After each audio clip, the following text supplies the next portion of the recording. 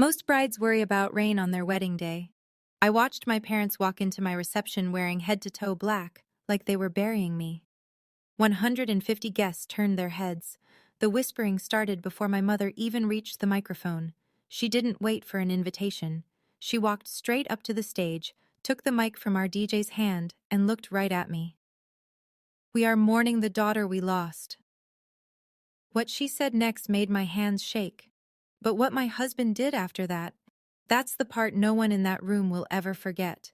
Before I go on, please take a moment to like and subscribe, but only if you genuinely connect with this story. Drop your location and local time in the comments. I love knowing where you all are. I'm Wanda, I'm 29, and this is the story of how my own family tried to rob me at my wedding. Now let me take you back 18 months, to the day I wrote a check that changed everything. I grew up in Macon Hills, Tennessee, the kind of town where everyone knows your business before you do. Population 4,000, one traffic light, and a church parking lot that doubles as the town gossip exchange every Sunday morning. In the Mosley household, there were two daughters. Brielle was the sun. I was the background. My sister could walk into any room and every head would turn. Blonde hair, easy laugh, a voice that made strangers feel like old friends. Our parents, Janet and Bobby Mosley, built their entire social identity around her. Dance recitals, homecoming court, church talent shows. If Brielle breathed, they clapped. I was different, quiet, steady. I got straight A's, worked the register at the farm supply store from 16, cooked dinner when Mom was too busy driving Brielle to rehearsals. None of that made the refrigerator, and I mean that literally. Our fridge was covered in Brielle's photos. Competition ribbons, prom pictures, a magazine clipping from the local paper when she won Miss Macon Hills Teen. My stuff? One photo, bottom corner, half hidden behind the church calendar. I taped my honor roll certificate up there once, right at eye level. By morning it was gone. I found it folded in the junk drawer. I didn't say anything. That's the thing about growing up invisible. After a while, you stop expecting to be seen. Your sister has a gift for connecting with people, Wanda. You're more of a behind-the-scenes kind of girl. That's what my mother said at Christmas dinner. 12 relatives at the table. I was 17. Everyone nodded like she'd said something kind. I smiled, cleared the plates, and told myself it didn't matter. It mattered. Fast forward 11 years. I'm 27, living in a small apartment across town, working double shifts as a veterinary technician at the county animal clinic. I love animals. Animals don't play favorites. One Tuesday evening, my phone rang. Mom. "Wanda, we need you to come home. It's urgent." The house was falling apart. Roof leaking in 3 places. Foundation cracked along the east wall. The plumbing, original pipes from 1979, had burst twice in 6 months. Dad's pension and Mom's part-time bookkeeping barely covered groceries. A full renovation was out of the question, unless someone stepped in. There was a family meeting. Mom sat at the head of the kitchen table, Dad beside her, hands folded. I sat across from them. Brielle wasn't there. She'd texted the group chat an hour before. "Sorry, super busy. You guys figure it out." So I figured it out. $85,000. 10 years of double shifts, skipped vacations, and dollar store shampoo. I handed it over in a single cashier's check. New roof, new foundation work, new plumbing, fresh paint inside and out. I coordinated with the contractors myself, drove over every weekend to check progress, ate peanut butter sandwiches in my car between the clinic and the job site. When it was done, the house looked better than it had in 30 years. Mom hugged me on the front porch. Her eyes were wet. "This house is yours, Wanda. When we're gone, it goes to you. You earned it." Dad nodded. "You earned it, kiddo. No lawyer, no paperwork, no deed transfer, just a promise between blood. That was the most expensive handshake of my life. I just didn't know it yet." 3 months after the renovation wrapped, a section of soffit on the back porch came loose. The previous crew had cut corners. Mom called me panicking, and I called around for a contractor who could fix it fast. That's how I met Cole Reston. He showed up in a dented white pickup, work boots, and a flannel with the sleeves rolled to his elbows, hands like sandpaper. Spoke maybe 40 words in the first hour. But when he did talk, every word landed exactly where it was supposed to. He fixed the soffit in an afternoon. I brought him iced tea and we sat on the tailgate of his truck, not saying much, watching the sun drop behind the tree line. It was the most comfortable silence I'd ever shared with another person. We started dating 2 weeks later. The first time Cole came to dinner at my parents' house, I could feel the temperature shift the moment he walked in. Mom looked at his calloused hands, his faded jeans, the truck parked in the driveway. "So, what exactly do you do?" she asked, pronouncing do like it had 3 syllables. Cole didn't flinch. "General contracting, residential mostly." That was all she said. Dad stared at his plate. Brielle happened to be visiting that week. She was sweet to Cole's face, all smiles and, "Oh, how fun." But later that night, through the thin walls of my old bedroom, I heard her on the phone with Mom. "He seems fine, but is that really the best Wanda can do?" I lay there in the dark, staring at the ceiling. Cole was asleep in the guest room downstairs, and he had no idea that the people in this house had already decided he wasn't enough. Just like me. 6 months after the renovation, I stopped by the house on a Saturday to grab a box of old textbooks from my closet. My closet was empty, not just the textbooks, everything. My posters, my high school yearbooks, the quilt Grandma Davis made for my 12th birthday. All of it gone, shoved into a plastic bin in the garage. The room had been repainted. Lavender, Brielle's favorite color. New throw pillows on the bed. A vanity mirror I'd never seen. A diffuser puffing eucalyptus into air that used to smell like my old vanilla candle. "Mom, what happened to my room?" She didn't even look up from her crossword. "Brielle needs a space when she visits. You don't live here anymore, Wanda." Something cold settled in my chest. I pushed past it. "Mom, can we talk about the house? About what you and Dad promised?" Dad was in the kitchen doorway. He heard me. I know he did because his hand froze on his coffee mug. Mom set her pen down. "We'll figure it out when the time comes. Don't be pushy." "Pushy? I put 85,000 and we're grateful. But this is still our home. Don't make it awkward." Dad said nothing, just took his coffee and walked out to the porch. I drove home with the windows down, hoping the cold air would shake the feeling loose. It didn't. Cole was waiting at my apartment. He took one look at my face. "You okay?" "I don't know anymore." He didn't push. He just made me a grilled cheese and sat with me until I fell asleep on the couch. I should have listened to my gut that day, because the worst part hadn't even started. Cole proposed on a Sunday morning. No ring at first. Just him, standing in my tiny kitchen, holding 2 mugs of coffee and saying, "I want to build something with you. Not just houses." I said yes before he finished the sentence. I called Mom that afternoon. There was a pause on the line so long I checked if the call had dropped. "Already?" she said. Then, "Well, I suppose congratulations are in order." She didn't ask to see the ring. She didn't ask about the date. 1 week later, Brielle flew home, unannounced. She stayed 5 days, shopping trips with Mom, cooking with Dad, brunch at the cafe on Main Street. I saw the photos on Facebook. I wasn't invited. But the photos weren't the problem. My friend Darla, she works at the post office, knows everything that moves through Macon Hills, called me on a Wednesday night. "Hey, so, Brielle's been talking." "About what?" "About Cole. She told Patty Morrison and half the ladies at the salon that Cole pressured you into paying for the house, that he's got his eye on the property." I sat down on the edge of my bed. "That's not true." "I know, honey, but she said it like she was worried about you. Real convincing." I hung up and stared at the wall. My sister hadn't just insulted Cole behind closed doors anymore. She'd taken it public. In a town where a rumor at the salon hits every kitchen table by Sunday. And the worst part? She'd framed it as concern. "Between us, I think he's isolating her. She used to be so independent."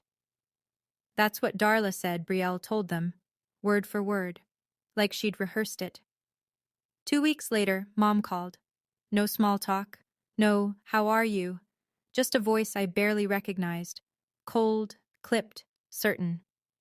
"Your father and I have been thinking, maybe the house should go to Brielle.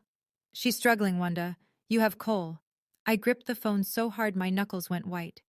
Mom, I put $85,000 into that house. That was a gift to your family. Don't throw it in our faces. A gift. 10 years of my life.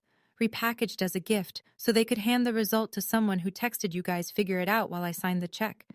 I tried one more time. You and Dad promised. Promises change. Circumstances change. Brielle needs stability right now, and frankly, with Cole in the picture, I'm not sure your priorities are where they should be. There it was. Not just the house, not just the money. She was using Brielle's lies about Cole as justification. That night, Dad called. Separate phone. His voice was quiet, tired. Just let it go, kiddo. Your mom's mind is made up. And yours? A long pause. I don't want to lose anybody. You already are, Dad. He hung up first. I sat in the dark doing the math. $85,000. No documentation, no contract, no witnesses beyond a kitchen table promise. If I stayed silent, I would lose every cent. Brielle would sell that house the minute the deed was in her name, and my parents would never admit they'd been wrong. But if I fought back, I'd lose them entirely. I chose silence, not because I was afraid, because I didn't yet know how far they were willing to go. Cole found me at the kitchen table at midnight, staring at a bank statement on my laptop screen. The $85,000 transfer, highlighted in yellow, dated 22 months ago. He pulled up a chair. Didn't say anything at first, just looked at the screen, then at me. Tell me everything. So I did. Mom's call, Dad's resignation, Brielle's rumor campaign, the room painted lavender, all of it. Cole listened without interrupting. When I finished, his jaw was tight, but his voice was steady. Do you have the receipts from the renovation, the bank transfers? I nodded. Every email, every invoice, the bank statements right here. What about the contractor? Would he remember?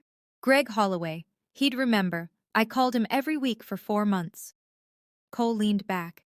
He folded his arms, and I could see him thinking, not reacting, not fuming, just calculating, like he was reading blueprints for a building that hadn't been built yet. Good. Keep all of that. Screenshots. Save them somewhere safe, not just your email. And Wanda? Don't confront them. Not yet. What are you thinking?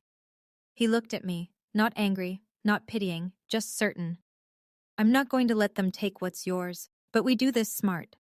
He squeezed my hand once, then stood up, rinsed his mug, and went to bed like it was any other Tuesday.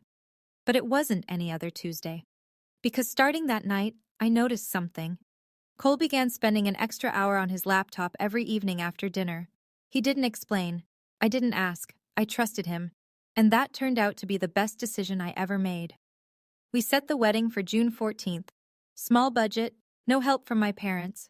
Cole and I would pay for everything ourselves. A barn venue outside town, a local caterer, wildflowers from the farmer's market. Nothing fancy. Just ours. Mom made her position clear early. I'm not paying for a wedding to a man I don't approve of. We didn't ask you to, I said. She hung up. I expected the cold shoulder. What I didn't expect was what showed up on Facebook the following Saturday. A photo. Mom and Brielle, side by side, at a bridal boutique in Nashville. Brielle holding a white gown against her body. Mom beaming. Caption. Mother-daughter day. Brielle wasn't engaged. She didn't even have a boyfriend. Not one Mom knew about anyway. My phone buzzed. Kenna, are you seeing this? I stared at the photo. 47 likes. Comments. So gorgeous. And can't wait for the big day. And lucky mama. Not one person asked whose wedding they were shopping for. Because in the Mosley family, there was only one daughter worth celebrating. I didn't comment. I didn't react. I locked my phone, set it face down on the counter, and went back to addressing our wedding invitations by hand. That night, I couldn't sleep. I lay in bed replaying that photo, my mother's smile, the way she had her arm around Brielle like she was the bride, like I didn't exist. Cole rolled over. You're thinking too loud. Sorry. Don't be sorry. Just remember, people who need an audience to feel powerful always need a bigger one next time. I didn't fully understand what he meant. Not until the wedding. 3 weeks before the wedding, I drove to my parents' house to grab the last of my things from the garage. An old lamp, some winter clothes, a box of Christmas ornaments Grandma Davis left me. Brielle's car was in the driveway. I almost turned around. But my stuff was my stuff, and I was done rearranging my life around her schedule. The garage side door was unlocked. I stepped in, found my box, and started loading it into my trunk. That's when I heard her voice. Drifting through the open window above the garage, clear as a bell, Brielle was on FaceTime upstairs, laughing. Once I get that house, I'm listing it. Travis and I checked the comps. Easy 450. I froze, my hand on the box, my heart in my throat. A man's voice, tinny through the speaker. Your parents still don't know about me? Not yet. I'll introduce you after the house thing is done. One bomb at a time, babe. He laughed. She laughed louder. Then she said it. The sentence that rearranged every memory I had of the last 2 years. I told them Cole was only with Wanda for the property. They ate it up. Honestly, it was too easy. A pause. Then, Wanda's an idiot for pouring 85 grand into a house she'll never own. I stood there in that garage, my hands shaking, a box of Grandma's ornaments rattling against my chest. I could hear my own pulse in my ears. Every instinct told me to storm upstairs, to scream, to confront her with her own words still echoing off the walls. I didn't. I set the box down, walked to my car, and drove home in silence. That was the smartest thing I've ever done. I made it to the kitchen table before I broke. Not a big cry, just tears running quiet down my face while I sat there gripping the edge of the table like it might float away. Cole came in from the yard. He saw me and set down his water bottle without a word, pulled a chair beside me, waited. I heard her, Cole, Brielle, on the phone. I told him what she said. Every word. The listing price, the boyfriend, the lie about him. When I got to the part where she called me an idiot, my voice cracked. Not from the insult, but from the realization that my parents had rewritten their opinion of the man I loved based on a story my sister invented over FaceTime with a boyfriend they didn't even know existed. Cole didn't slam the table, didn't raise his voice. He sat very still and asked one question. Did you record it? I shook my head. Next time, keep your phone on record, just in case. He was quiet for a moment. Then, they're planning something for the wedding. I can feel it. Let me handle the slideshow setup. I blinked. The slideshow? I told the DJ I'd put together a photo reel for the reception. Let me manage that. It seemed like a small thing. A husband wanting to handle the wedding slideshow. But the way he said it, calm, deliberate, like a man measuring twice before he cuts, told me it wasn't small at all. If they want to make a scene, we'll let them. And then we'll make sure everyone sees the truth. I didn't ask him to explain. Cole wasn't a man who made promises he couldn't keep. Whatever he was building, I'd see it when it was done. Okay, I need to pause here for a second. Looking back, I know some of you might be thinking, why didn't you just cut them off right then? And honestly, I asked myself that too. But when it's your parents, the people who fed you, drove you to school, sat beside your bed when you had the flu, walking away isn't as simple as it sounds from the outside. So let me ask you, if you heard your sibling say those exact words about you, calling you an idiot, planning to sell your investment out from under you, what would your next move be? Tell me in the comments. Now, back to what happened next, because it got worse. Cole didn't talk about what he was doing. He just did it. Over the next 2 weeks, I'd catch glimpses.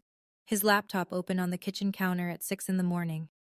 A manila folder on his desk that wasn't there before. A phone call taken outside on the porch, voice too low for me to hear. One night, I came out of the shower and found him at the table with printed bank statements, mine, spread out in neat rows, highlighted, annotated. Those are my transfers to Greg Holloway, I said. Every one of them. 8 payments over 4 months, totaling $85,247. He didn't look up. I also pulled the email chain between you and Greg. Every invoice, every work order. Cole, what are you? I talked to a real estate attorney today. Name's Mitchell Farrow, out of Cookville. I sat down. A lawyer? Just a conversation. He said if you contributed a significant amount to the property, documented, traceable, and they try to deny you any interest, You have a strong case. Unjust enrichment. Tennessee recognizes it. He said it the way he'd say, the roof needs flashing. Factual, no drama. I'm not trying to take their house, Cole. I know, neither am I. He looked at me then. But if they try to take what's yours on our wedding day, I want the truth ready. He held up a USB drive. Small, black, ordinary. Slideshow backup, he said, and he slipped it into his shirt pocket. I watched him organize the papers back into the folder, finish his coffee, and rinse the mug, like it was any other evening. I didn't know what was on that USB. Not yet. I wouldn't know until the night of the wedding. 2 weeks before the wedding. I drove over to my parents' house to return a baking dish Mom had left at our place months ago. A quick drop-off. 5 minutes, tops. I didn't call ahead. Maybe I should have. The front door was unlocked. I walked through the foyer, dish in hand, and turned the corner into the kitchen. All 3 of them were at the table. Mom, Dad, and Brielle. Papers spread across the surface. A pen between Mom's fingers. Dad's reading glasses low on his nose. The moment I appeared, the conversation stopped. Not a pause, a full stop, like someone had hit mute on a television. Brielle's hand moved fast. She flipped a page face down. Mom's eyes darted to the paper, then back to me. Wanda, we didn't hear you come in. I was returning your dish. I held it up. Oh, thank you. Mom's smile was tight. Practiced. I set the dish on the counter. My eyes swept the table. I couldn't help it. Most of the papers were covered, but one corner of the page Brielle had flipped was still visible. I saw 4 letters, printed in bold. Quit. The beginning of a word. I didn't need to see the rest. Just going over some boring bills, Mom said. She was already gathering the pages into a stack. Of course, I smiled. I'll get out of your hair. I walked out slowly. I didn't run. I didn't accuse. In the car, I pulled out my phone and typed 2 words into the search bar. Quitclaim deed. A legal document that transfers property interest from one person to another. No sale required, no warranty, just a signature. They weren't just talking about taking the house anymore. They were drawing up the paperwork. 1 week before the wedding. A Tuesday afternoon. I was home, folding laundry, when the doorbell rang. Brielle. Standing on my porch in a linen sundress, hair curled, smile wide, like she was dropping off a casserole. Hey sis, got a minute? She walked in before I answered, sat at the kitchen table, pulled a single sheet of paper from her bag, and slid it across the surface. The header read, Acknowledgement of Gift. I picked it up. The language was simple. 1 paragraph. It stated that I, Wanda Mosley, acknowledge that my financial contribution of $85,000 toward the renovation of the Mosley family home was a voluntary gift, made without conditions, expectations, or claims to ownership. A signature line at the bottom, my name printed underneath. It's just a formality, Brielle said. She tilted her head, eyes soft. Mom wants peace of mind before the wedding. You know how she worries. I read it again, every word. Then I folded it, set it on the table, and looked at my sister. I'm not signing this, Brielle. The softness in her face flickered, just for a half second, a flash of something cold behind the smile. Then the mask came back. Fine, we'll talk about it later. She stood, grabbed her bag, and walked to the door. See you at the wedding. She left the paper on the table. Whether she forgot or left it on purpose, I'll never know. But I know this. Cole came home 20 minutes later, saw the document, and photographed every inch of it, front and back. Then he slid it into the manila folder without a word. I didn't spend 10 years saving to sign it away in 10 seconds. That's what I told my empty kitchen after she left. June 14th. My wedding day. Kenna laced the back of my dress in the bridal suite. A converted tack room with a full-length mirror propped against a barn beam. Simple white dress, no train. Red lipstick, my grandmother's pearl earrings that I'd kept in a velvet pouch since I was 19. You look incredible, Kenna said. I feel like I'm going to throw up. That's normal, also incredible. The venue was a restored barn 20 minutes outside Macon Hills. String lights draped from the rafters, long wooden farm tables. mason jars stuffed with wildflowers Cole had picked that morning. 150 guests. My co-workers from the animal clinic, Cole's crew from the contracting business, neighbors, old friends, a few of Cole's cousins from Knoxville. The ceremony was outdoors, under an oak tree. When I came around the corner and saw Cole standing at the altar in a charcoal gray suit, his eyes turned red before I even reached him. He blinked hard, bit his lip, took my hands like he was holding something he'd been waiting for his whole life. Then Kenna touched my arm. Wanda. Her voice was strange, tight. You need to see this. I turned. Through the side window of the barn I could see the parking lot. A silver sedan had just pulled in. The door opened. Mom stepped out, head to toe in black. A long black dress, black cardigan, black shoes, funeral clothes. Behind her, Dad. Black suit, black tie, black expression, and behind him, Brielle. Also black. A fitted black dress and heels, sunglasses pushed up on her head. 3 people dressed for a burial, walking toward my wedding. Say the word, and I will lock that door, Kenna whispered. I didn't say the word. I wish I had. I didn't lock the door. I didn't cancel the ceremony. I did what I'd been doing my entire life in the Mosley family. I carried on. The 3 of them took seats in the front row. Black against a sea of pastels and summer florals. 150 people noticed. Nobody said a word. A woman on Cole's side, his Aunt Margine, leaned over to her husband and whispered something behind her program. I could read her lips from the altar. Is someone dead? The officiant kept going. I kept standing. My hands were in Cole's, and his thumbs pressed into my palms every time I started to tremble. During the vows, Cole went off script. Just one line. I will always protect what's ours. Not yours. Not mine. Ours. He held my eyes when he said it, but I saw Mom shift in her seat. Brielle crossed her arms. Dad stared at his shoes.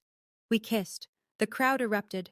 Cheers, whistles, Kenna ugly crying into a handkerchief. Everyone was on their feet. Everyone except 3 people in the front row. Mom sat rigid, hands clasped in her lap, black dress stark against the white folding chair. Brielle sat beside her with a small smile. Not a happy smile, the kind of smile you wear when you know something no one else does. Dad just looked tired, like a man who'd been told where to sit and what to wear and had stopped asking why a long time ago. I told myself it was fine. They'd made their statement. Black clothes, front row, stone faces, fine, let them mourn. I was alive and married and standing in the sunlight, and I refused to let them pull me into the dark. But they weren't done. The reception started beautifully. String lights glowing. First dance. Cole spun me slow under a canopy of Edison bulbs while our guests clinked glasses and the caterers set out plates. Then the DJ tapped the microphone. We'd love to open the floor for toasts. He didn't finish. My mother was already moving. She crossed the dance floor in 4 strides, took the microphone from the DJ's hand, not a grab, but firm enough that he let go out of sheer surprise, and turned to face the room. 150 people went silent. I want everyone here to know we are in mourning tonight. A murmur rippled through the tables. We are losing our daughter to a man who married her for our family home. I couldn't breathe. My chest felt like it had been filled with concrete. She wasn't done. Wanda, if you have any love left for this family, you will sign a document right now releasing any claim to our house. Your sister needs that home, not some outsider. She pointed at Cole, at my husband, at the man who'd just promised me forever under an oak tree 30 minutes ago. Bobby stood up beside her. He didn't speak. He just stood, a silent wall of endorsement. And then Brielle rose from her chair. She reached into her bag and pulled out a document, the same one she'd brought to my apartment, the acknowledgement of gift. She held it up, visible to the entire room, and walked toward me. She set the paper on the table in front of me, placed a pen on top, and she smiled. Not a nervous smile, not an embarrassed smile, the smile of someone who had already won. Silence. Not the comfortable kind, the kind that presses against your eardrums and makes the room feel like it's shrinking. 150 pairs of eyes locked onto me. The bride in white, sitting at her own reception table, a pen and a legal document placed in front of her like a verdict. Brielle leaned down, close enough that I could smell her perfume. Just sign it. It was never yours anyway. I looked at the paper, then at the pen, then at my sister's face. Calm, certain, already rehearsing her victory speech. Then I looked at my parents, Mom clutching the microphone like a gavel, Dad standing beside her with empty eyes.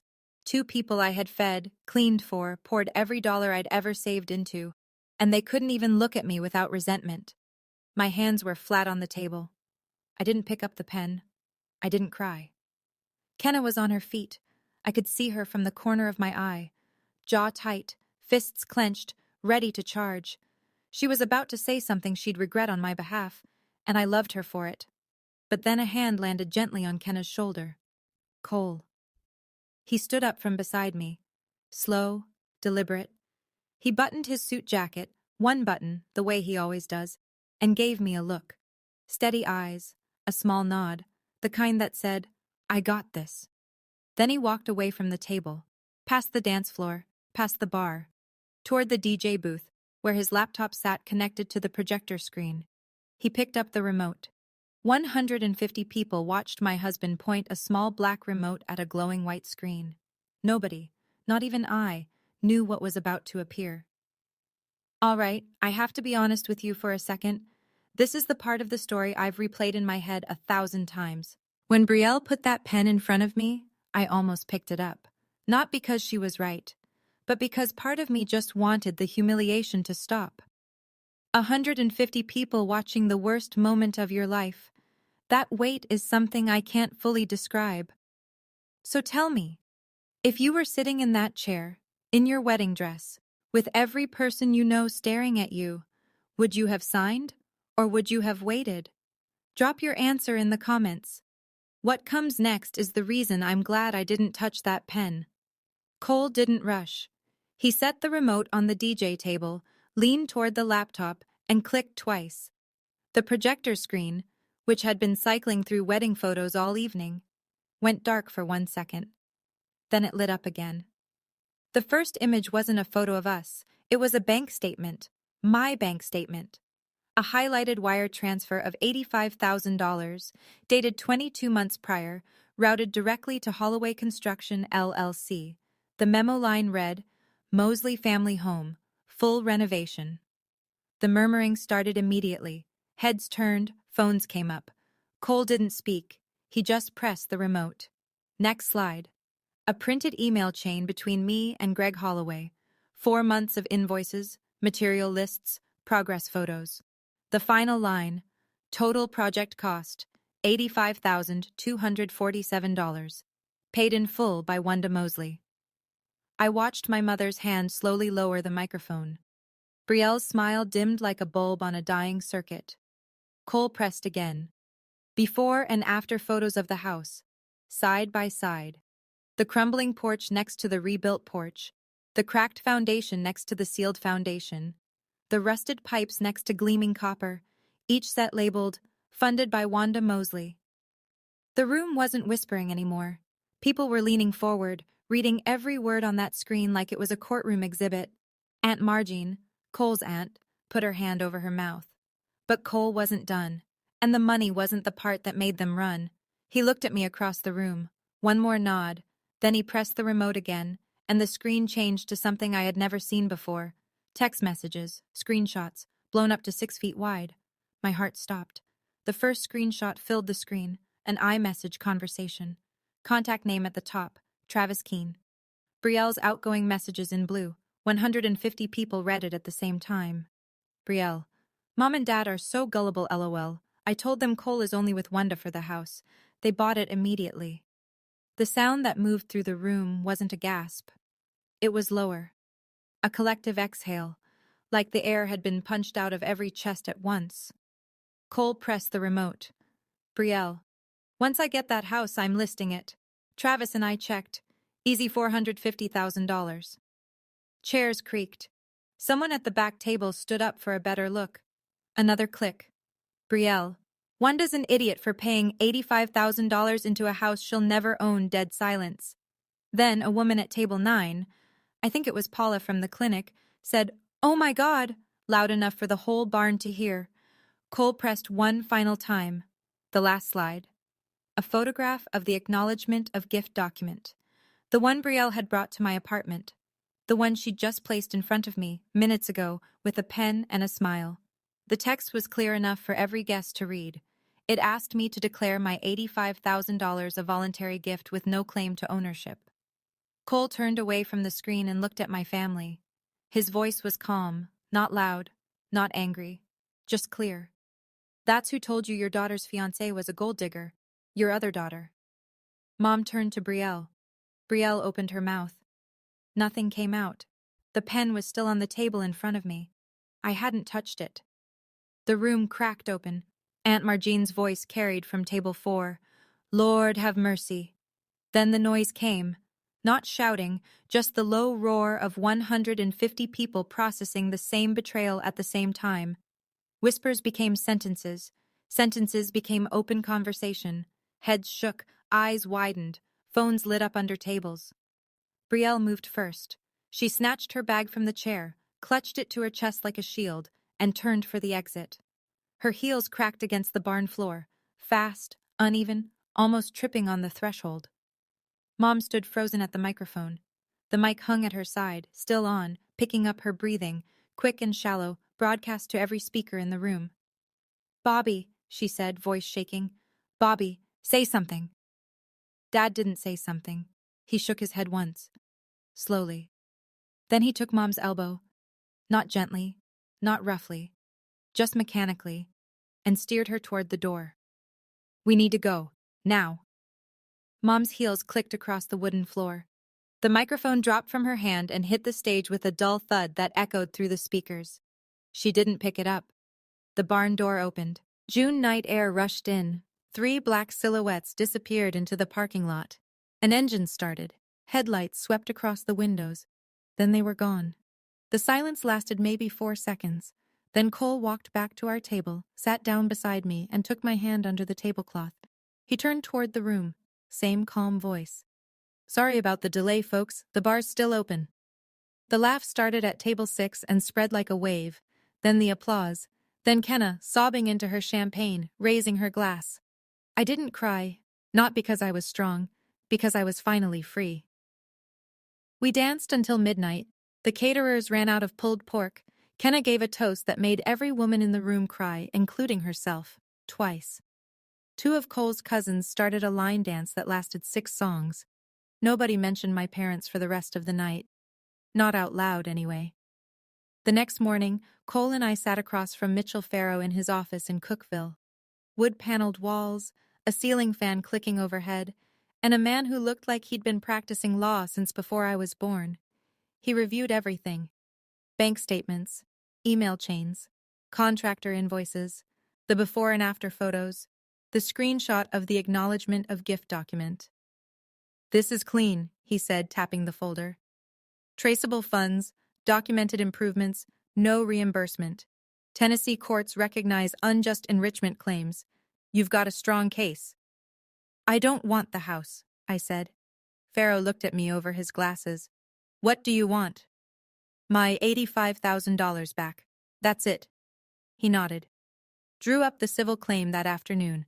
Unjust enrichment. Recovery of funds contributed to a property under an unfulfilled promise. He attached every receipt, every transfer record, every photograph. The notice was sent to Janet and Robert Mosley by certified mail 3 days later. Included was a note from Farrow. Please be advised that the submitted acknowledgement of gift document, which your family attempted to have Miss Mosley sign, demonstrates awareness that the contribution was not, in fact, a gift. I didn't want their house. I didn't want revenge. I wanted exactly what I'd put in, not $1 more, not $1 less. I didn't want their house, I told Cole on the drive home. I wanted my money and my dignity, both. He reached across the console and held my hand. You've got both. 8 days after the wedding, my phone rang. Mom. I almost didn't answer, but something, maybe habit, maybe that stubborn thread of hope that never fully dies, made me pick up. Her voice was different, smaller. The command was gone. What replaced it wasn't warmth. It was disorientation. Like someone who'd walked into a room and forgotten why. Wanda? We need to talk about this lawyer letter. There's nothing to talk about, Mom. My attorney will handle it from here. You hired a lawyer? Against your own parents? You wore funeral clothes to my wedding, Mom. Silence. Then the pivot, the one I'd been expecting. You're tearing this family apart. Is this what Cole told you to do? Is this his idea? Same playbook, different day. I didn't wear black to your wedding, Mom. I heard her breath catch. For once, she didn't have a response. Goodbye, Mom. I hung up, set the phone face down, poured myself a glass of water, and stood at the kitchen window watching Cole mow the yard next door for our elderly neighbor. Even when everything was on fire, that man mowed lawns. 2 days later, a text from Dad. Just 5 words. I should have spoken up. Then, I'm sorry. I read it 3 times. I sat with it for a long time, turning those words over in my hands like something fragile. I thought about responding. I typed out 4 different replies and deleted every one. I wasn't ready, not yet. Forgiveness isn't a switch you flip, it's a road you walk, and I hadn't decided yet whether I wanted to start walking. But I didn't delete his message. That was something. In a town like Macon Hills, you don't need the internet for news to go viral. You just need one church potluck. Within a week, everyone knew. The veterinary clinic receptionist. The guy at the hardware store. The teller at First Tennessee Credit Union. They'd either been at the wedding themselves or heard it from someone who was. Brielle worked at Pennington Realty, a small brokerage on Main Street run by a woman named Gail Pennington. Gail had been at the wedding, table 7. She'd watched the whole thing unfold with a glass of Merlot in one hand and her jaw on the floor. Monday morning, Gail called Brielle into her office and closed the door. I saw those texts, Brielle. Every person at that wedding saw them. Gail, I can explain. I sell houses based on trust. I can't have someone with that kind of judgment representing my listings. Brielle was let go that afternoon. Then came Travis, the secret boyfriend, the man who was supposed to split the $450,000 payday. He vanished. Blocked her on every platform. Phone, Instagram, Facebook, all of it. She called. No answer. She texted. Blue bubbles with no reply. That's the thing about people who are only there for the upside. When the upside disappears, so do they. A few days later, Kenna forwarded me a screenshot. Brielle had posted an old photo of the 2 of us, from a family barbecue years ago, with the caption, "Sisters forever, so grateful for family." She's doing damage control, Kenna said. I stared at the photo. 2 girls in the sun, arms around each other. I barely recognized either of them. I didn't respond. I didn't repost. I didn't comment. Some things don't need a response. They need a boundary. 6 weeks after the wedding, Mitchell Farrow called. They've agreed to settle. I pulled over to the side of the road to take the call. I was on my way home from the clinic, still in scrubs, dog hair on my sleeve. What are the terms? Full repayment, $85,000 over 36 months, equal installments, and you'll have a lien on the property until the balance is paid. Standard protection. The house? Stays in their name. This was never about ownership, and the agreement reflects that. I leaned my head back against the seat, closed my eyes. $85,000. Coming back. Not because I'd screamed or threatened or posted a single word on social media, because I had receipts, because Cole had organized them, because Mitchell Farrow had turned a kitchen table betrayal into a clean legal document. Do I need to see them? No.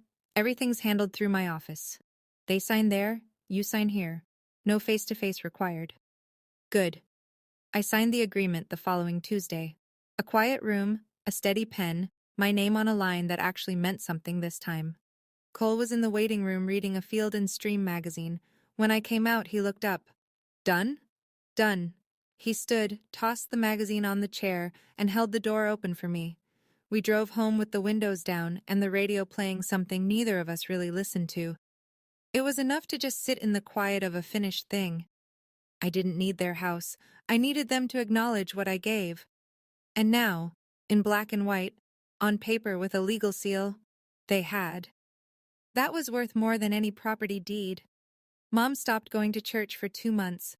In Macon Hills, that's the equivalent of a public resignation. Sunday mornings at First Baptist weren't just about worship. They were the social scoreboard, and Janet Mosley had held a front row seat for 25 years. Head of the welcome committee, first to arrive, last to leave. The woman who organized every potluck, every bake sale, every holiday pageant. After the wedding, she disappeared. The front pew sat empty. When she finally came back in August, she slipped in through the side entrance and sat in the third to last row. Alone. Nobody confronted her.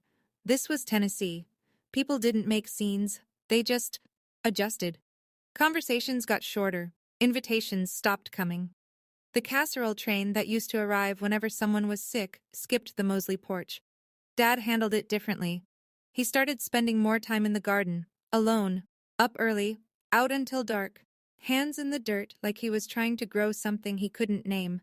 He called me every 2 weeks. Short calls. Never more than 5 minutes. How's the clinic? Busy. Good busy.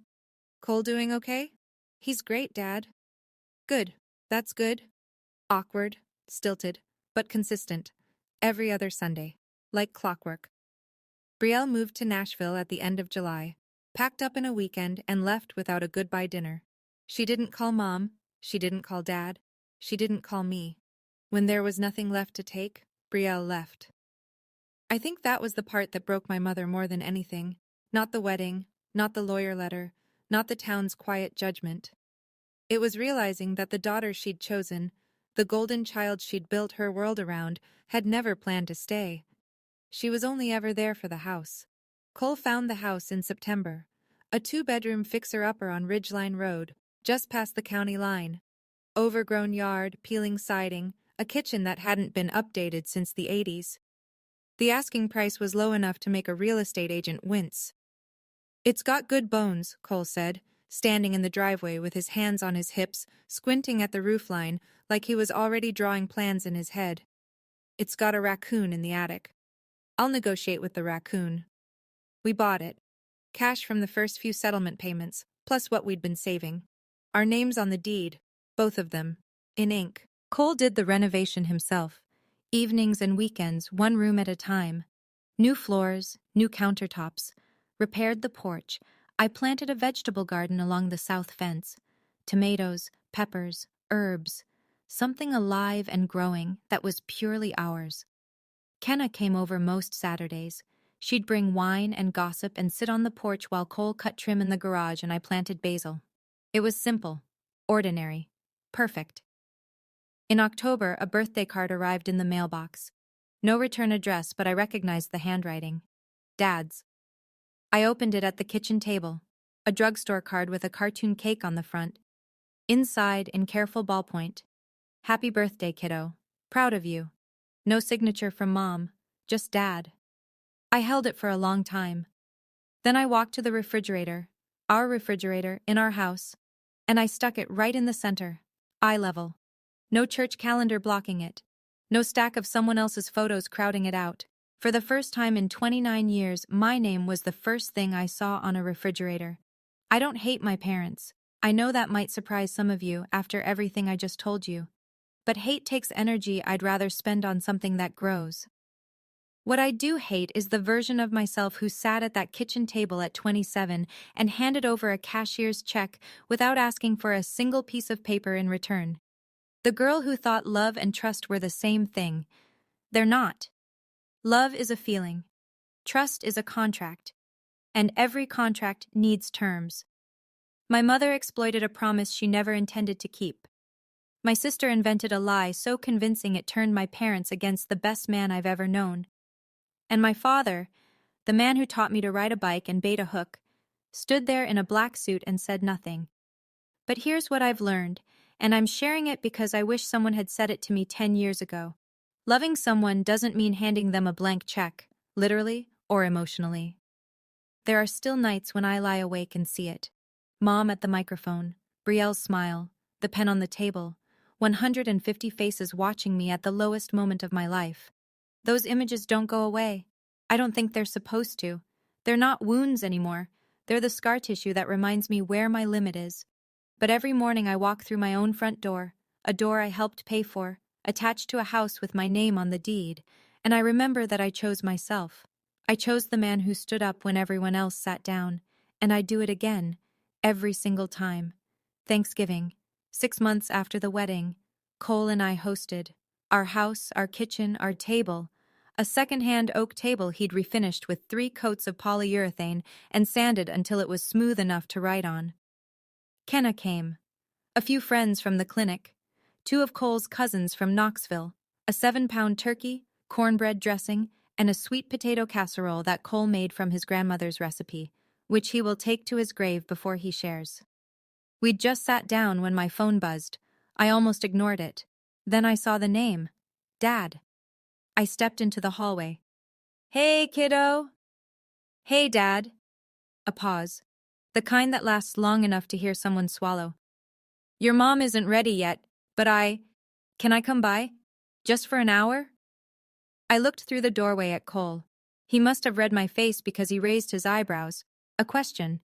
I held up the phone and mouthed Dad. Cole nodded once.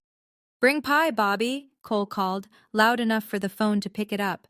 Dad arrived 40 minutes later with a store-bought pecan pie and shoes that were too clean for a man who spent every morning in the garden. He stood on the porch like he wasn't sure he had the right house. He ate turkey. He complimented the dressing. He asked Cole about the porch railing and actually listened, to the answer. Before he left, he hugged me, both arms, tight. The kind of hug that says everything a man like Bobby Mosley doesn't know how to put into words. I didn't say I forgive you. Not yet. That word is too big to rush. But I opened the door. And for now, that's enough. If you're watching this and you're in a family where your love is measured by how much you're willing to give up, I want you to know something. You're allowed to stop. You're allowed to love someone and still say no. You're allowed to care about your parents and still protect yourself. You're allowed to walk away from a table where you're only welcome when you're serving. Setting a boundary isn't betrayal. It isn't selfishness. It isn't being ungrateful. You know what is? Sitting in silence while the people who are supposed to protect you are the ones doing the damage. That's the real betrayal. And it's the one you're committing against yourself. My mother hasn't called me since that day in the lawyer's office. Maybe she will. Maybe she won't. That's her road to walk, and I can't carry her down it. My father calls every other Sunday, 5 minutes, awkward, consistent. He's trying. I see it. My sister is somewhere in Nashville. I don't know what she's doing. I don't check. The thread between us was cut cleanly, and I've stopped looking for the other end. Cole taught me something that I carry everywhere now. He said it the night before the wedding, while we were packing the car with table centerpieces and a cooler full of sweet tea. You don't need to shout to be heard. You just need to stand still and let the truth do the talking. I'm Wanda. I'm 29, and this is my house. Nobody else's name on it. Boundaries aren't walls. They're doors. You just get to choose who walks through. And for the first time in my life, I'm the one holding the key. That's my story. If it reminded you of something you've been through, or something you're still going through right now, please leave a comment. I read every single one, and I promise you, you're not alone in this. If you know someone who needs to hear this today, share it with them. Sometimes one story is all it takes to make someone realize they're allowed to stand up. Hit subscribe so you don't miss the next one. I've linked another story in the description that I think you'll really want to hear. It's about a woman whose family tried to erase her from a will. She didn't let them. Thank you for being here. See you in the next one.